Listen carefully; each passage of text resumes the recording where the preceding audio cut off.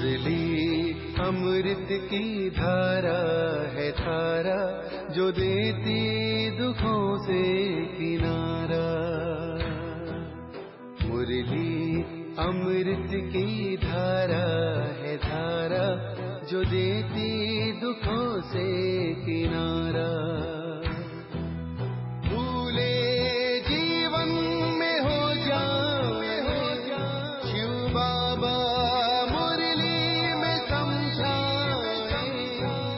भूले जीवन में हो जाए शिव बाबा। ओम शांति। आज की तारीख है 1/8/2024 के बाबा के साकार महावाक्य।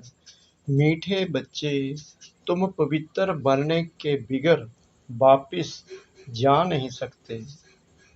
इसलिए बाप की याद से आत्मा की बैटरी को चार्ज करो और नेचुरल पवित्र बनो। बाबा ने प्रश्न पूछा, बाबा तुम बच्चों को घर चलने के पहले कौन सी बात सिखलाते हैं? बाबा ने उत्तर दिया, बच्चे, घर चलने के पहले जीते जी मरना है। इसलिए बाबा तुम्हें पहले से ही देह के भान से परे ले जाने का अभ्यास कराते हैं, अर्थात मरना सिखलाते हैं। ऊपर जाना माना मरना, जाने और आने का ज्ञान अभी तुम्हें मिला है। तुम जानते हो हम आत्मा ऊपर से आई हैं इस शरीर द्वारा पाठ बजाने। हम असल वहाँ के रहने वाले हैं, अभी वहाँ ही वापस जाना है। ओम शांति। अपने को आत्मा समझ बाप को याद करने में कोई तकलीफ नहीं है, गुटखा नहीं खाना है। इसको कहा जाता है सहज याद। पहले पहले अपने को आत्मा ही समझना है। आत्मा ही शरीर धारण कर पाठ बजाती है। संस्कार भी सब आत्मा में ही रहते हैं। आत्मा तो इंडिपेंडेंट है। बाप कहते हैं अपने को आत्मा समझ मुझ बाप को याद करो। यह नॉलेज अभी ही तुमको मिलती है, फिर नहीं मिलेगी। तुम्हारा ये शांत में बैठना दुनिया नहीं जानती। इसको कहा जाता है नेचुरल शांति। हम आत्मा ऊपर से आई हैं इस शरीर द्वारा पाठ बजाने। हम आत्मा असल वहाँ के रहने वाले हैं। यहाँ बुद्धि में ज्ञान है, बाकी इसमें हठ योग की कोई बात नहीं, बिल्कुल सहज है। अभी हम आत्माओं को घर जाना है, परंतु पवित्र बनने बिगर जा नहीं सकते। पवित्र होने के लिए परमात्मा बाप को याद करना है। याद करते करते पाप मिट जाएंगे। तकलीफ की तो कोई बात ही नहीं। तुम पैदल करने जाते हो तो बाप की याद में रहो। बाबा कहते हैं चलते फिरते हर कर्म करते बस याद में डूबे रहो। याद में ही कल्याण है। अभी ही याद से पवित्र बन सकते हो। वहाँ वह तो है पवित्र दुनिया। वहाँ उस पावन दुनिया में इस ज्ञान की कोई दरकार नहीं रहती, क्योंकि वहाँ कोई विकर्म होता नहीं। यहाँ याद से विकर्म विनाश करने हैं। वहाँ तो तुम नेचुरल चलते हो जैसे यहाँ चलते हो, फिर थोड़ा थोड़ा नीचे उतरते हो। ऐसे नहीं कि वहाँ भी तुमको यह प्रैक्टिस करना है। प्रैक्टिस अभी ही करना है। बैटरी अब चार्ज करना है, फिर आहिस्ते आहिस्ते बैटरी डिस्चार्ज होना ही है। बैटरी चार्ज होने का ज्ञान अभी एक ही बार तुमको मिलता है। सतो प्रधान से तमो प्रधान बनने में तुमको कितना समय लग जाता है। शुरू से लेकर कुछ ना कुछ बैटरी कम होती जाती है। मूल वतन में तो है ही आत्माएं, शरीर तो है नहीं। तो नेचुरल उतरने अर्थात बैटरी कम होने की बात ही नहीं। मोटर जब चलेगी तब तो बैटरी कम होती जाएगी। मोटर खड़ी होगी तो बैटरी थोड़ी चालू होगी। मोटर जब चले तब बैटरी चालू होगी। फल मोटर में बैटरी चार्ज होती रहती है, लेकिन तुम्हारी बैटरी एक ही बार इस समय चार्ज होती है। तुम फिर जब यहाँ शरीर से कर्म करते हो, फिर थोड़ी बैटरी कम होती जाती है। पहले तो समझाना है कि वह है सुप्रीम फादर, जिसको सब आत्माएं याद करती हैं। हे भगवान कहते हैं, वह बाप है, हम बच्चे हैं। यहाँ तुम बच्चों को समझाया जाता है बैटरी कैसे चार्ज करनी है। भल घूमो फिरो, बाप को याद करो, तो सतो प्रधान बन जाएंगे। कोई भी बात ना समझो तो पूछ सकते हो, है बिल्कुल सहज। 5 या वर्ष बाद हमारी बैटरी डिस्चार्ज हो जाती है। बाप आकर सबकी बैटरी चार्ज कर देते हैं। विनाश के समय सब ईश्वर को याद करते हैं। समझो बाढ़ हुई तो भी जो भक्त होंगे वह भगवान को ही याद करेंगे, परंतु उस समय भगवान की याद आ नहीं सकती। मित्र संबंधी धन दौलत ही याद आ जाता है। भल है भगवान कहते हैं, बाबा कहते हैं भल है भगवान कहते हैं, परंतु वह भी कहने मात्र। सही बात। भगवान बाप है, हम उनके बच्चे हैं, यह तो जानते ही नहीं। उनको सर्वव्यापी का उल्टा ज्ञान मिलता है। बाप आकर सुलटा ज्ञान देते हैं। भक्ति की डिपार्टमेंट ही अलग है। भक्ति में ठोकरें खानी होती है। ब्रह्मा की रात सो ब्राह्मणों की रात है, ब्रह्मा का दिन सो ब्राह्मणों का दिन है। ऐसा तो नहीं कहेंगे शूद्रों का दिन, शूद्रों की रात। ये राज बाप बैठ समझाते हैं। यह है बेहद की रात व दिन। अभी तुम दिन में जाते हो, रात पूरी होती है। यह अक्षर शास्त्रों में है। ब्रह्मा का दिन ब्रह्मा की रात कहते हैं, परंतु जानते नहीं हैं। तुम्हारी बुद्धि अब बेहद में चली गई है। यूं तो देवताओं को भी कह सकते हैं विष्णु का दिन विष्णु की रात, क्योंकि विष्णु और ब्रह्मा का संबंध भी समझाया जाता है। त्रिमूर्ति का एक्युपेशन क्या है और तो कोई समझ ना सके। वह तो भगवान को ही कच्छ मच्छ में व जन्म मरण के चक्कर में ले गए हैं। राधे कृष्ण आदि भी मनुष्य हैं, परंतु देवी गुणों वाले। अभी तुमको ऐसा बनना है, दूसरे जन्म में देवता बन जाएंगे। 84 जन्मों का जो हिसाब किताब था वह अब पूरा हुआ, फिर रिपीट होगा। अब तुमको यह शिक्षा मिल रही है। बाप कहते हैं, मीठे मीठे बच्चों, अपने को आत्मा निश्चय करो। कहते भी हैं हम पाठधारी हैं, परंतु हम आत्माएं ऊपर से कैसे आती हैं यह नहीं समझते हैं। अपने को देहधारी ही समझ लेते हैं। हम आत्मा ऊपर से आती हैं, फिर कब जाएंगी? ऊपर जाना माना मरना, शरीर छोड़ना। मरना कौन चाहते हैं? यहाँ तो बाप ने कहा है तुम इस शरीर को भूलते जाओ, जीते जी मरना तुमको सिखलाते हैं, जो और कोई सिखला ना सके। तुम आए ही हो अपने घर जाने के लिए। घर कैसे जाना है यह ज्ञान अभी ही मिलता है। तुम्हारा इस मृत्यु लोक का यह अंतिम जन्म है। अमर लोक सत्यों को कहा जाता है। अभी तुम बच्चों की बुद्धि में है, हम जल्दी जल्दी जावें। पहले पहले तो घर मुक्ति धाम में जाना पड़ेगा। यह शरीर रूपी कपड़ा यहाँ ही छोड़ना है, फिर आत्मा चली जाएगी घर। जैसे हद के नाटक के एक्टर्स होते हैं, नाटक पूरा हुआ तो कपड़े वहाँ ही छोड़कर घर के कपड़े पहन घर में जाते हैं। तुम्हें भी अब यह चोला छोड़ जाना है।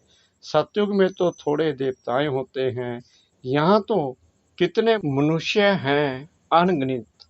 वहाँ तो होगा ही एक आदि सनातन देवी देवता धर्म। अभी तो अपने को हिंदू कह देते हैं, अपने श्रेष्ठ धर्म कर्म को भूल गए हैं, तब तो दुखी हुए हैं। सतयुग में तुम्हारा श्रेष्ठ कर्म धर्म था, अभी कलयुग में धर्म भ्रष्ट है। बुद्धि में आता है कि हम कैसे गिरे हैं। अभी तुम बेहद के बाप का परिचय देते हो। बेहद का बाप ही आकर नई दुनिया स्वर्ग रचते हैं। कहते हैं मन मना भव, ये गीता के ही अक्षर हैं। सहज राजयोग के ज्ञान का नाम रख दिया जाता है गीता। यह तुम्हारी पाठशाला है। बच्चे आकर पढ़ते हैं तो कहेंगे हमारे बाबा की पाठशाला है। जैसे कोई बच्चे का बाप प्रिंसिपल होगा तो कहेंगे हम अपने बाबा के कॉलेज में पढ़ते हैं। उनकी माँ भी प्रिंसिपल है तो कहेंगे हमारे माँ बाप दोनों प्रिंसिपल हैं, दोनों पढ़ाते हैं। हमारे मम्मा बाबा का कॉलेज है, तुम कहेंगे हमारे मम्मा बाबा की पाठशाला है, दोनों ही पढ़ाते हैं। दोनों ने यह रूहानी कॉलेज व यूनिवर्सिटी खोली है, दोनों इकट्ठे पढ़ाते हैं। बाप ने बच्चों को एडॉप्ट किया है। यह बहुत गुहा ज्ञान की बातें हैं। बाप कोई नई बात नहीं समझाते हैं, यह तो कल पहले भी समझानी दी है। हाँ, इतनी नॉलेज है जो दिन प्रतिदिन गुहा होती जाती है। आत्मा की समझानी देखो अभी तुमको कैसे मिलती है। इतनी छोटी सी आत्मा में 84 जन्मों का पाठ भरा हुआ है, वह कभी विनाश नहीं होता। आत्मा अविनाशी तो उनमें पाठ भी अविनाशी है। आत्मा ने कानों द्वारा सुना, शरीर है तो पाठ है। शरीर से आत्मा अलग हो जाती है तो जवाब नहीं मिलता। अभी बाप कहते हैं बच्चे तुमको वापस घर चलना है। यह पुरुषोत्तम युग जब आता है तभी वापस जाना होता है। इसमें पवित्रता ही मुख्य चाहिए। शांति धाम में तो पवित्र आत्माएं ही रहती हैं। शांति धाम और सुख धाम दोनों ही पवित्र धाम हैं। वहाँ शरीर है नहीं, आत्मा पवित्र है। वहाँ बैटरी डिस्चार्ज नहीं होती। यहाँ शरीर धारण करने से मोटर चलती है। मोटर खड़ी होगी तो पेट्रोल कम थोड़ी होगा। अभी तुम्हारी आत्मा की ज्योत बहुत कम हो गई है, एकदम बुझ नहीं जाती है।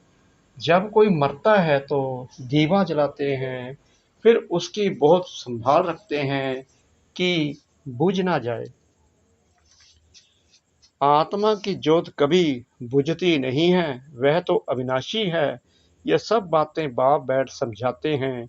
बाबा जानते हैं कि ये बहुत स्वीट चिल्ड्रन हैं। ये सब काम चिता पर बैठ जल कर भस्म हो गए हैं। फिर इन्हों को जगाता हूँ, बिल्कुल ही तमो प्रधान मुर्दे बन पड़े हैं। बाप को जानते ही नहीं। मनुष्य कोई काम के नहीं रहे हैं। मनुष्य की मिट्टी कोई काम की नहीं रहती है। ऐसे नहीं कि बड़े आदमी की मिट्टी कोई काम की है, गरीबों की नहीं। मिट्टी तो मिट्टी में मिल जाती है, फिर भल कोई भी हो। कोई जलाते हैं, कोई कब्र में बंद कर देते हैं। पारसी लोग कुएं पर रख देते हैं, फिर पंछी मांस खा लेते हैं, फिर हड्डियां जाकर नीचे पड़ती हैं, वह फिर भी काम आती हैं। दुनिया में तो ढेर मनुष्य मरते हैं। अभी तुमको तो आपे ही शरीर छोड़ना है। तुम यहाँ आए ही हो शरीर छोड़कर वापिस घर जाने अर्थात मरने। तुम खुशी से जाते हो कि हम जीवन मुक्ति में जाएंगे। जिन्होंने जो पाठ बजाया है अंत तक वहीं बजाएंगे। बाप प्रशांत कराते रहेंगे, साक्षी हो देखते रहेंगे। यह तो समझ की बात है, इसमें डरने की कोई बात नहीं है। हम स्वर्ग में जाने के लिए खुद ही पुरुषार्थ कर शरीर छोड़ देते हैं। बाप को ही याद करते रहना है तो अंतमति सुगति हो जाए। इसमें मेहनत है, हर एक पढ़ाई में मेहनत है। भगवान को आकर पढ़ाना पड़ता है, जरूर पढ़ाई बड़ी होगी। इसमें देवी गुण भी चाहिए। यह लक्ष्मी नारायण बनना है ना। यह सतयुग में थे, अब फिर तुम सतयुगी देवता बनने आए हो। एम ऑब्जेक्ट कितनी सहज है, त्रिमूर्ति में क्लियर है। ये ब्रह्मा विष्णु शंकर आदि के चित्तर ना हो तो हम समझा कैसे सकते। ब्रह्मा सो विष्णु, विष्णु सो ब्रह्मा। ब्रह्मा की 8 भुजा 100 भुजा दिखाते हैं, क्योंकि ब्रह्मा के कितने ढेर बच्चे होते हैं, तो उन्होंने फिर वह चित्र बना दिया है। बाकी मनुष्य कोई इतनी भुजाओं वाला होता थोड़ी है। रावण 10 शीश का भी अर्थ है, ऐसा मनुष्य होता नहीं। रावण का 10 शीश वाला दिखाते हैं ना, रावण 10 शीश का भी अर्थ है, ऐसा मनुष्य होता नहीं। यह बाप ही बैठ समझाते हैं। मनुष्य तो कुछ भी जानते नहीं, यह भी खेल है। यह कोई को पता नहीं है कि यह कब से शुरू हुआ है, परंपरा कह देते हैं। अगर किसी से पूछते हैं तो वह यही कह देता है कि परंपरा से चला आ रहा है। अरे वह भी कब से? बाप पूछते हैं तो बताओ तो सही कि कब से। तो मीठे मीठे बच्चों को बाप पढ़ाते हैं। वह टीचर भी है तो गुरु भी है, तो बच्चों को कितनी खुशी होनी चाहिए। यह म्यूजियम आदि किसके डायरेक्शन से खोलते हैं? यहाँ है ही माँ बाप और बच्चे, ढेर बच्चे हैं, डायरेक्शन पर खोलते रहते हैं। लोग कहते हैं तुम कहते हो भगवानुवाच, तो रथ द्वारा हमको भगवान का साक्षात्कार कराओ। अरे तुमने आत्मा का साक्षात्कार किया है, इतनी छोटी सी बिंदु का साक्षात्कार तुम क्या कर सकेंगे? जरूरत ही नहीं है। यह तो आत्मा को जानना होता है। आत्मा भ्रकुटी के बीच रहती है, जिसके आधार पर ही इतना बड़ा शरीर चलता है। अभी तुम्हारे पास ना लाइट का ना रतन जड़ ताज है। दोनों ताज लेने लिए फिर से तुम पुरुषार्थ कर रहे हो। कलप कलप तुम बाप से बरसा लेते हो। बाप पूछते हैं आगे कब मिले हो, तो कहते हैं हाँ बाबा, कलप कलप मिलते आए हैं। क्यों? यह लक्ष्मी नारायण बनने के लिए। यह सभी एक ही बात बोलेंगे। बाप कहते हैं अच्छा शुभ बोलते हो, अब पुरुषार्थ करो। बाबा कहते हैं अच्छा शुभ बोलते हो, अब पुरुषार्थ करो। सब तो नर से नारायण नहीं बनेंगे, प्रजा भी तो चाहिए। कथा भी होती है सत्य नारायण की, वो लोग कथा सुनाते हैं, परंतु बुद्धि में कुछ भी नहीं आता। तुम बच्चे समझते हो वह है शांति धाम निराकारी दुनिया, फिर वहां से जाएंगे सुखधाम। सुखधाम में ले जाने वाला एक ही बाप है।